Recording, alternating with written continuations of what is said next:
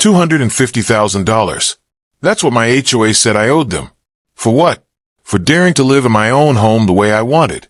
What they didn't know is that I wasn't just going to roll over and pay. Instead, I decided to fight back. And by the time I was done, it wasn't me who was bankrupt. It was them. When I first bought my house, I thought I was moving into a dream neighborhood. The streets were quiet, the lawns were green, and every house looked like something out of a picture-perfect magazine. It was the kind of place where you'd expect kids to ride their bikes in the summer evenings, neighbors to wave as they watered their lawns, and families to decorate their homes during the holidays without anyone batting an eye. On the surface, it looked like the perfect slice of suburban life. But beneath that calm exterior, there was something much darker. What I didn't realize at the time was that behind those white picket fences and neatly trimmed hedges was a homeowners association, a ruthless HOA with a long-standing reputation for bullying residents into submission. At first, I didn't think much of it. I figured the HOA was just there to keep things tidy and maintain property values. That's what most people assume. But I quickly learned that this board wasn't interested in fairness or community. They were obsessed with power. It started small, almost laughably small. A few weeks after moving in, I got a letter taped to my door. It said I was in violation of the rules because my trash can had been left out by the curb for 2 hours past the acceptable time window. 2 hours. That was all it took for them to send an official warning. I thought it was ridiculous, but I shrugged it off. Then came another notice. This time, they fined me because I had parked my car in my own driveway overnight instead of inside my garage. According to their rules, the driveway wasn't a permitted overnight parking area. The fine, $100. That one stung, but I paid it just to avoid more hassle. Before long, the letters kept rolling in. A patch of grass grew uneven, and they slapped me with another fine. A garden hose was visible from the street, and I got another. It felt like they were watching me, just waiting for me to slip up, so they could nickel and dime me into submission. Every time I went to the mailbox, I had a pit in my stomach, wondering what petty complaint they'd cooked up this time. But then, things escalated in a way I never could have imagined. One morning, I opened my mailbox and found an official-looking envelope stamped with the HOA seal. I opened it, expecting maybe another $50 fine. Instead, what I saw nearly made me drop the letter. The statement inside claimed I owed $250,000 in unpaid fines and penalties. At first, I thought it had to be a mistake. Surely, they added an extra 0 or 2 by accident. But no.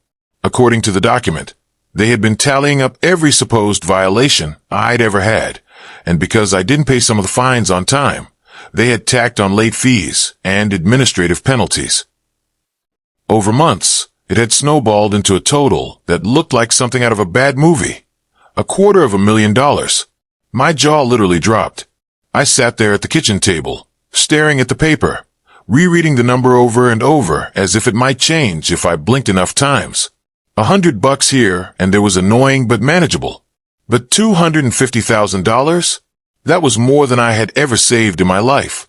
It was more than the down payment on the house itself. And if that wasn't enough, the letter went further. It stated that if I didn't pay immediately, the HOA had the right to place a lien on my property and move toward foreclosure. That's right, they were threatening to take my house. Imagine that. Not because I didn't pay my mortgage, not because I defaulted on some bank loan, but because a group of power-hungry HOA board members didn't like the way I stacked my firewood, left my trash cans out, or painted my shutters. The thought made me furious. I had worked hard for my home. I had poured my savings, time, and energy into making it mine.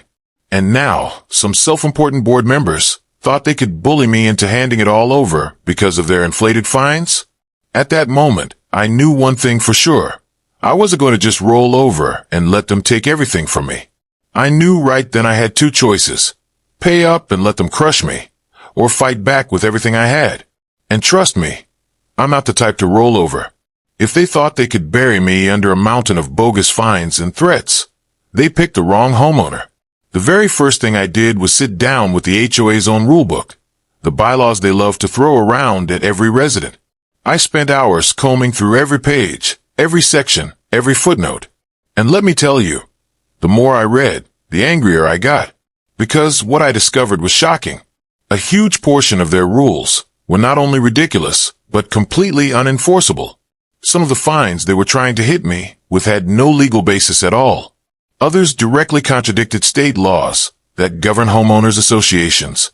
For example, they were issuing daily compounding penalties, which my state explicitly prohibits. They were demanding payments for rules that weren't even properly recorded with the county clerk. Another major legal misstep. The deeper I dug, the clearer it became. These people weren't following the law. They were making it up as they went along. But I wasn't going to just sit back with that knowledge. No, I decided to confront them head on. I started showing up at every single HOA meeting, front row, with my notebook in hand. And believe me, they hated it. These meetings had always been quiet little echo chambers where the board members nodded, smiled, and passed rules without resistance. Suddenly, they had someone asking real questions. Where's the record of these fines being approved? Can you show us the official vote for this expenditure? Why does the landscaping contract always go to the same company owned by a board member's cousin? They squirmed. They stumbled. They tried to brush me off, but I wasn't going anywhere. And then I went a step further. I started requesting financial records. See, every HOA member has a legal right to view the association's financials. They tried to stonewall me at first, acting like the records were private. But I knew the law, and the law was on my side. After weeks of persistence, they finally caved and handed over the documents. What I found inside was worse than I could have imagined. Thousands of dollars unaccounted for. Checks written out to miscellaneous expenses with no receipts or justification. Overpriced maintenance contracts given to friends and family of board members. Money disappearing into thin air with no paper trail. It wasn't just sloppy bookkeeping. It was clear mismanagement. And in some cases, it looked suspiciously like fraud. That's when I knew I had them. I wasn't just going to defend myself. I was going to turn the tables. I hired a lawyer who specialized in HOA disputes, someone who had seen power-hungry boards like this implode before. Together, we built a case, and it was airtight. We didn't just claim their fines were invalid. We laid out how they had abused their power, violated their fiduciary duty, and mismanaged community funds. And then we did the one thing they never expected. We filed a lawsuit. Overnight, the roles reversed. The HOA board that had been threatening me with foreclosure suddenly found themselves sitting in the defendant's chair. Instead of me scrambling to protect my home, it was them scrambling to protect their reputation, their finances, and maybe even their freedom. That was the turning point. The bully had finally met someone who wouldn't back down. And for the first time, they were the ones on defense. The moment the lawsuit became public, everything changed. It was like a spark had been thrown onto dry grass, and suddenly the whole neighborhood caught fire. Word spread quickly, and people who had been quietly suffering under the HOA's tyranny finally found their courage. One by one, neighbors came forward with their own horror stories. There was a family down the street who had been fined hundreds of dollars because they put up their Christmas lights too early.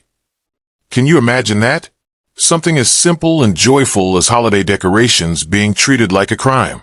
Another neighbor, a single mom, was threatened with legal action because her son's basketball hoop was visible from the street. It wasn't broken. It wasn't blocking traffic. It was just there. And yet, the HOA decided it was an unsightly violation. Then there was an elderly couple who had been bullied for having too many potted plants on their front porch. They weren't hurting anyone, but the HOA kept finding them over and over until they stopped putting plants out at all. These were just ordinary people trying to live their lives, but the board had been crushing them with ridiculous fines and intimidation for years. Now, with the lawsuit in the spotlight, they weren't afraid anymore. Dozens of residents joined in, adding fuel to the fire. What had once been just my personal fight suddenly became a community-wide revolt.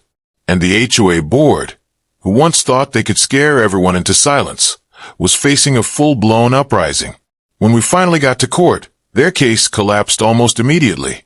The judge, a sharp man who had seen plenty of nonsense in his career, practically laughed when he looked at their so-called fine schedule. He asked, "Where's this officially filed?" The board members shuffled their papers and muttered excuses.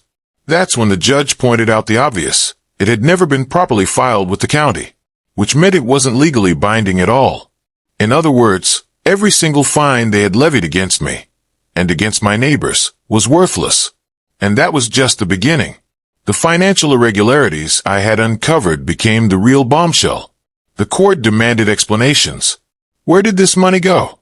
The judge asked as he held up page after page of suspicious entries. The board members had no answers. They stuttered, they stalled, they blamed clerical errors. None of it held up. The judge ordered a full audit of the HOA's accounts, and that was the nail in the coffin. Once the audit began, everything ugly came spilling out. Missing funds, overpriced contracts given to friends, thousands spent on miscellaneous expenses that were never approved by the community. The picture was clear. The board had been mismanaging and possibly stealing from the very homeowners they were supposed to serve. Meanwhile, the HOA's legal fees skyrocketed. They had to hire their own team of lawyers, pay accountants to review their mess, and try to defend themselves against not just me, but a growing class action lawsuit from angry neighbors. Month after month, the costs piled higher. Their savings evaporated. Their insurance couldn't cover the mounting claims. The war chest they thought they had built by squeezing homeowners dry was draining faster than they could stop it. By the time the dust settled, the once powerful HOA was broke. The same board that had tried to intimidate me into paying $250,000 in fake fines couldn't even afford to pay their own attorney's fees. They had gone from bullies with power to defendants with nothing. And the best part, it wasn't just me who won. It was the entire neighborhood. In the end, the court ruled decisively in my favor. The judge didn't just toss out the bogus fines. They were obliterated. Not a single penny of that ridiculous $250,000 claim was valid. What the HOA had spent months trying to pin on me vanished in a matter of minutes in the courtroom. But that wasn't the biggest victory. The real blow came when the court ruled that the HOA board itself was guilty of gross mismanagement. The judge delivered his verdict with the kind of authority that made the entire room fall silent. He declared that the HOA board had abused its power, violated its fiduciary duty, and failed to act in the best interests of the community. As punishment, the entire board was dissolved on the spot. The judge appointed a neutral third-party manager to oversee the neighborhood until proper elections could be held. For the first time in years, the community was finally free from the clutches of the board members who had terrorized them. But justice didn't stop there. The individuals behind the corruption, the board members who had pocketed money, handed out shady contracts, and weaponized fines against residents, were personally fined. They could no longer hide behind the HOA's shield. Their actions had consequences. A few of them even faced criminal investigations for fraud and embezzlement once the full audit results were handed over to state authorities. The very people who thought they were untouchable suddenly found themselves scrambling to protect their own bank accounts, their reputations, and in some cases, their freedom. The neighborhood, once ruled by fear, began to breathe again. The oppressive rules, banning things like basketball hoops, holiday lights, or even leaving a garden hose visible, were thrown out.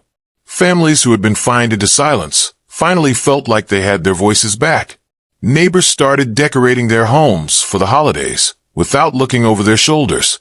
Kids played basketball in driveways without parents worrying about a nasty letter in the mailbox. The community started to feel like a neighborhood again, not a prison policed by petty tyrants. And me? I still live in that same house today.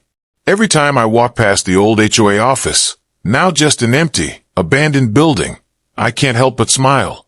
That office used to be the source of so much stress and intimidation.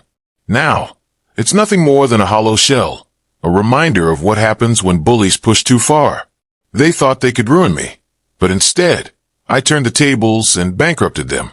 The victory wasn't just personal, it was symbolic. It showed that no matter how powerful an HOA or any organization seems, they're not above the law. They can only control people as long as everyone is too afraid to fight back. Once someone stands up, once someone shines a light on the truth, the whole illusion of power crumbles. So if you ever find yourself facing an HOA, or any group, that's pushing you around, remember this story. Don't let them scare you into submission. Learn the rules, know your rights, and stand your ground. Sometimes all it takes is one person refusing to give in to inspire others to do the same. And when that happens, well, sometimes the bully gets exactly what's coming to them.